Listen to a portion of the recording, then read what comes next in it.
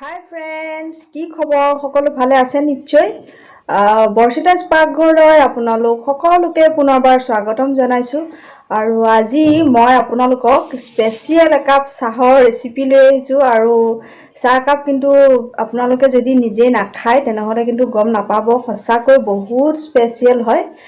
আৰু মই চাহ নাখাওঁৱেই, কিন্তু যেতিয়া উইণ্টাৰ ছিজন আহে তেতিয়া কি হয়, সন্ধিয়া সময়ত মই এই মছলা দিয়া চাহকাপ কিন্তু খাওঁৱেই। আৰু এই চাহকাপ যদি এবাৰ খোৱা হয়, বিশ্বাস কৰক পুনৰবাৰ আৰু চাহ খাবলৈ মন গৈ নাথাকে। চাহকাপ সঁচাকৈ খাবলৈ খুব বঢ়িয়া লাগে, টেষ্টি হয়।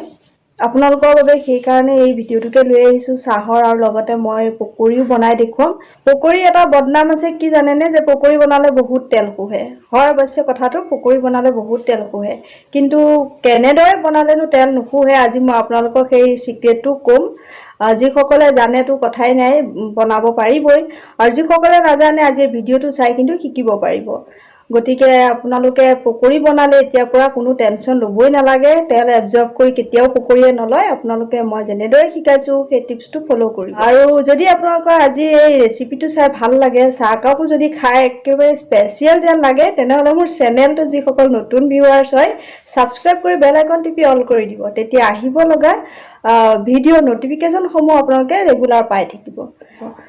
গতিকে আহকচোন মই কেনেদৰেনো সেই মছলা দিয়া চাহকাপ বনাইছোঁ আৰু সেই পকৰী ভিডিঅ'টো আৰম্ভ কৰোঁগৈ। চাহৰ মছলাখিনিৰ কাৰণে মই প্ৰথমতে ইয়াত চফ লৈ লৈছোঁ। চফ ঠাণ্ডা দিনত হ'লে অকণমান বেছি হ'লেও কথা নাই, কিন্তু গৰম দিনত কৰিলে চফৰ পৰিমাণটো অলপ কমাই দিব লাগে। আৰু ষ্টাৰ এচেঞ্চ এটুকুৰা লৈ লৈছোঁ ফ্লেভাৰৰ কাৰণে, আৰু ইলাচি লৈছোঁ 4-5টামান লৈছোঁ। মই এইটো জোখমতেহে এই বস্তুকেইটা ব্যৱহাৰ কৰিছোঁ, আপুনি কম বেছি কৰি ল'ব। আৰু এইটো ঠাণ্ডা ইলাচি, ঠাণ্ডাৰ কাৰণে দিছোঁ। আৰু লং তেনেকৈ অকণমান জ্বলা জ্বলা এটা লাগিব। আৰু ডালচেনি দিছোঁ, ডালচেনিও ফ্লেভাৰৰ কাৰণে। জায়ফল দিছোঁ অকণমান জ্বলা জ্বলা হ'বৰ বাবে। আৰু জালুকো দিছোঁ, হিট দিব, মানে বডিটো গৰম কৰি ৰাখিব। আৰু আদাও তেনেকৈ গৰমৰ কাৰণে আদাটো দিয়া হৈছে। এতিয়া এই আটাইখিনি মিশ্ৰণ মই পেনখনত অকণমান গৰম কৰি ল'ম, ভাজিব নালাগে, জাষ্ট গৰম কৰিম, যাতে মই মিক্সিটোত এইখিনি ভালদৰে পিচিব পাৰোঁ। প্ৰথমতে চফখিনি দিছোঁ, তাৰপিছতে ইলাচিখিনি, এইখিনি কম বেছি কৰি ল'ব। জায়ফলো এতিয়া মই এটাই দিছোঁ, আৰু তেনেকৈ ঠিক ইমানখিনি মিশ্ৰণ হ'লে এটাই দিব। আৰু আদাখিনি যদি ড্ৰাই আদা হয় শুকুৱাই থোৱা, তেতিয়া খুব বেছি ভাল হয়। মই আজি মিক্সাৰটো এইকাৰণে কম কৰি লৈছোঁ, কাৰণ মোৰ ড্ৰাই আদা নাছিলে, মই কালি কৰিছিলোঁ, এয়া ভালদৰে হোৱাই নাই। এতিয়া এইখিনি অকণমান গৰমহে কৰিম।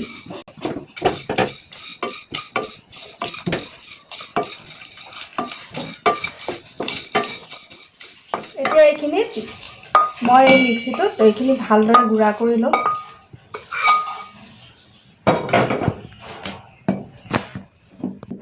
এতিয়া এইখিনি মই দেখিছে পিচি আনিলোঁ, আৰু মই চাহৰ বাবে পানীখিনি তুলি দিছোঁ। এতিয়া মই আপোনালোকক পকৰীটো বনাই দেখুৱাম। মই বন্ধাকবিৰ পাত লৈছিলোঁ, আৰু বন্ধাকবিখিনি মই এনেকৈ দীঘল দীঘলকৈ কাটিছোঁ। ঠাহি ঠাহি মিহি মিহিকৈ নাকাটিব, তেতিয়া কি হয় পকৰীটো খাবলৈ বেয়া হয় আৰু মালপোৱা টাইপৰ হৈ যায়। গতিকে যিমান পাৰে এনেদৰে দীঘলকৈ কাটিব লাগে। আৰু ধনিয়া লৈছোঁ, সেইটো এটা নিজৰ জোখত পচন্দত দি ল'ব।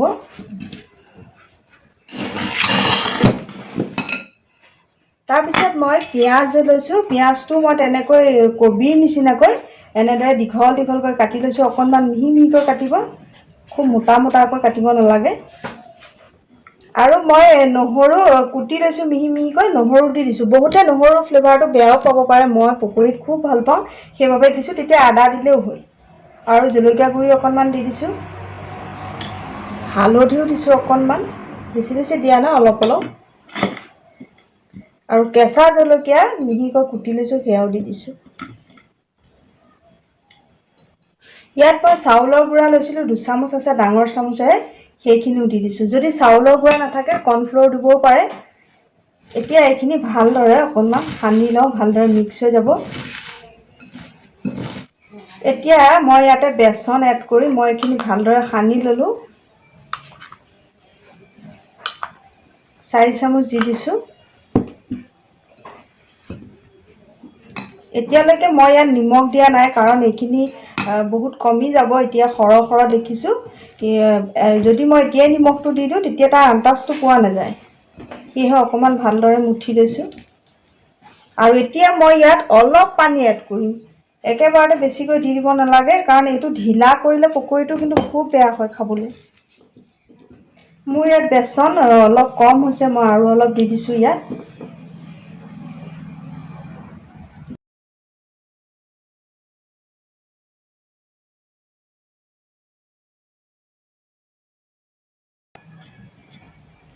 এইখিনি মোৰ সনা হৈ গ'ল। মই এতিয়া নিমখটো দি দিম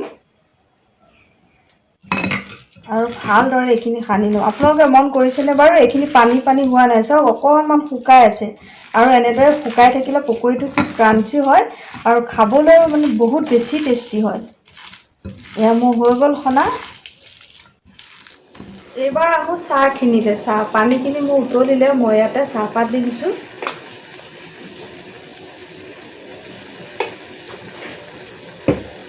তাৰপিছত মই ইয়াত চেনিটো দি দিম জোখমতে।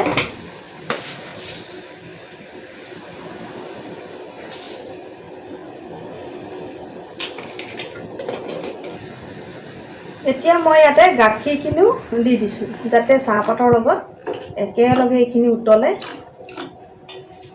এতিয়া চাহখিনি যেতিয়া উতলিব ধৰিছে, উতল আহোঁতে এবাৰ ওপৰলৈ দিব লাগে। যেতিয়া উতল আহে আকৌ তললৈ তেনেকৈ গেছটো কমাই দিব লাগে।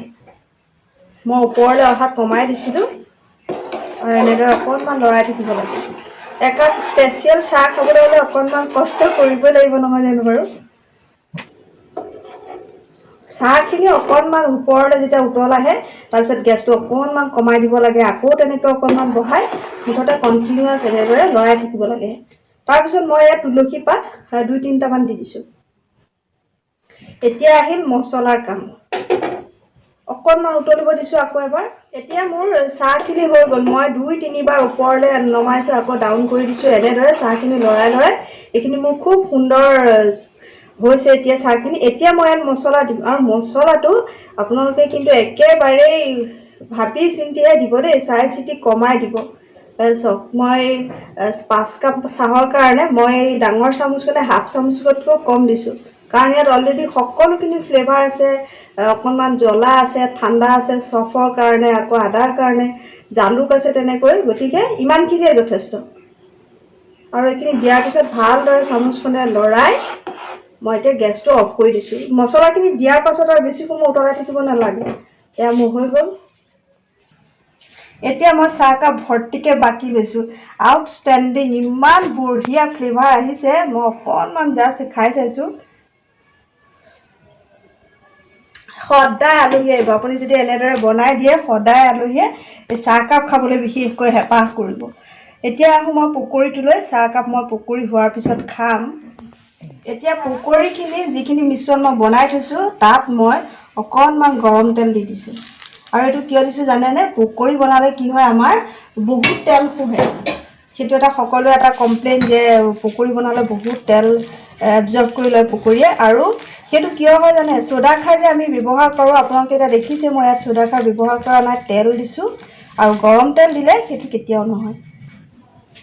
এতিয়া মই পেনখনত তেল দিয়ে ৰাখিছোঁ, আৰু মই হাতেৰে অকণমান চেপ দি দিছোঁ। পকৰী দিওঁতে সদায় তেলখিনি কি হ'ব লাগে, খুব বেছি গৰম হ'ব লাগে আৰু তেতিয়াই দিব লাগে। তাৰপিছত আকৌ গেছটো অকণমান জুইটো কমাই দিব লাগে। আৰু এনেদৰে বনালে পকৰী ক্ৰাঞ্চি হয় আৰু খুব সুন্দৰ হয় খাবলৈ। এয়া দেখিছে মই অকণমান ফ্লেট কৰি দিছোঁ, আৰু তাৰ কাৰণ আপোনালোকে গম পাইছেই, পকৰী ক্ৰাঞ্চি হোৱাৰ কাৰণে মই এনেদৰে অকণমান ফ্লেট কৰি দিছোঁ।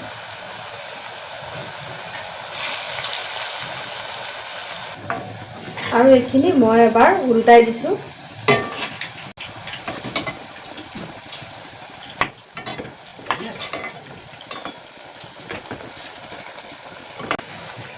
এতিয়া এইখিনি মোৰ হৈ গ'ল। মই এইখিনি প্লেট এখনলৈ কাঢ়ি লওঁ। গতিকে আপোনালোকে দেখিছে, কেতিয়াও পকৰীত চ'দা খাৰবোৰ বেছিকৈ দিব নালাগে। চ'দা খাৰবোৰ দিলে কি হয়, এই তেলটো খুব সোনকালে শুহি লয়। তেলটো এবজৰ্ব কৰাৰ কাৰণে আমাৰ পকৰী খাবলৈ মনেই নাযায়, নহয়নে বাৰু? গতিকে এনেদৰে বনাব। আপোনালোকে অকণমান গৰম তেল দিব। বাকীখিনিও মই এনেদৰে বনাই লওঁ।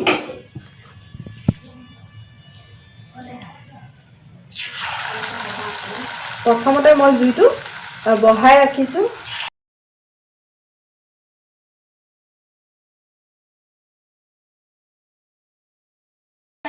এতিয়া গেছটো অকণমান চিমত ৰাখি এইখিনি সিজিবলৈ দিছোঁ, তেতিয়া ক্ৰাঞ্চি হ'ব। পুনৰ এইখিনি অকণমান উল্টাই দিছোঁ। কি সুন্দৰ কালাৰ হৈছে দেখিছেনে বাৰু? পকৰি এনেদৰে খাব লাগে, মই কিন্তু এনেদৰে খাই খুবেই ভাল পাওঁ। আৰু এই চাহকাপৰ লগতো আৰু পকৰি খোৱাৰ টেষ্টেই বেলেগ। এইখিনিও মোৰ হৈ গ'ল, এইখিনি মই কাঢ়ি ল'লোঁ।